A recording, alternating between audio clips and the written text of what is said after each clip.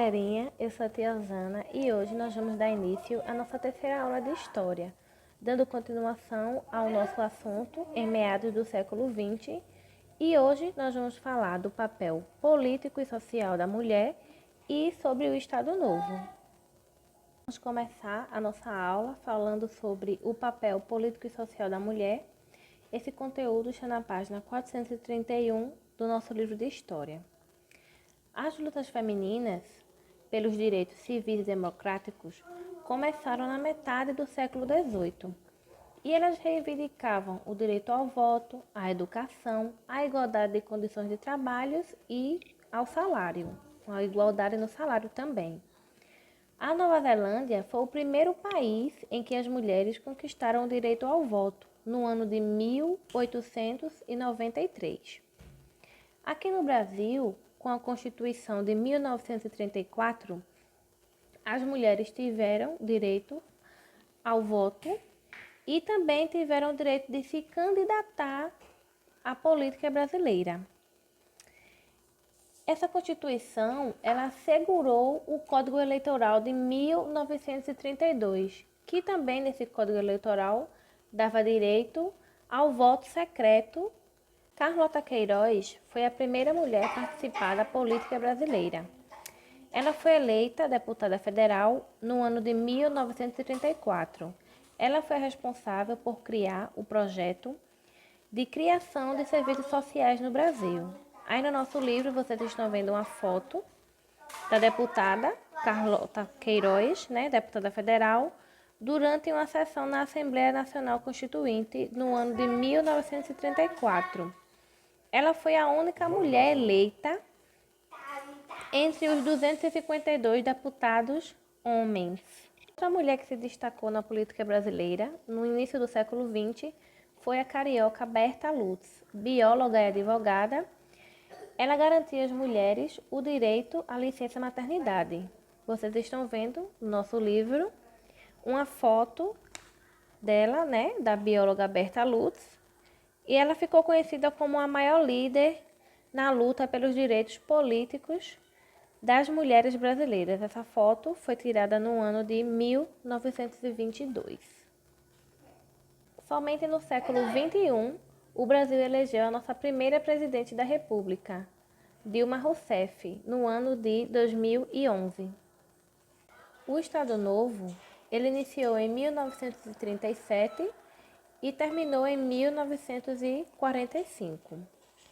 Na Constituição de 1934, dizia que os mandatos dos presidentes eles durariam 4 anos e os presidentes não teriam direito à reeleição.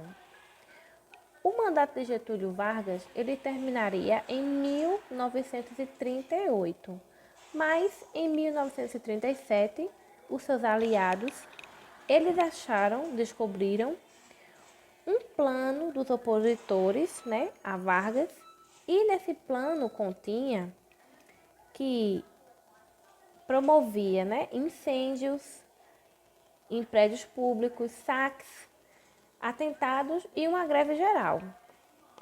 Esse plano, ele foi chamado de Plano Cohen. Ele foi transmitido em jornais, publicados em jornais e transmitido em rádio. Muitos anos depois, foi descoberto que esse plano, esse documento, nunca existiu. Diante da possibilidade de um caos nacional, em 10 de novembro de 1937, Vargas fechou o Congresso Nacional, mandou prender os adversários políticos e anunciou uma nova Constituição. Essa Constituição, ela dava maiores poderes a ele como presidente. Assim começou a primeira ditadura do Brasil. Esse período foi conhecido como Estado Novo. Ainda no ano de 1937, o governo de Vargas elaborou uma nova Constituição. O que essa nova Constituição oferecia? Ele acabou com os partidos políticos, acabou também com a liberdade de imprensa, decretou o fim da autonomia dos estados. Essa Constituição também suspendia as eleições, proibia as greves e manifestações contrárias ao governo.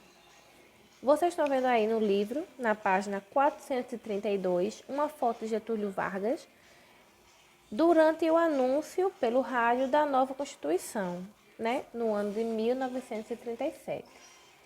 Mas, para ganhar apoio popular, o Getúlio Vargas ele decretou alguns direitos trabalhistas, né? São eles: salário mínimo, limite de carga horária diária de trabalho de 8 horas, descanso semanal remunerado, aposentadoria, carteira de trabalho e férias anuais. Por causa dessas medidas, Vargas ficou conhecido como o pai dos pobres. Na nossa próxima aula, nós estudaremos as páginas 433 e 434, que fala basicamente sobre a imprensa nesse período de Estado Novo. Espero que vocês tenham gostado dessa nossa aula e encontro vocês no próximo vídeo. Beijo grande, estou com muita saudade de vocês.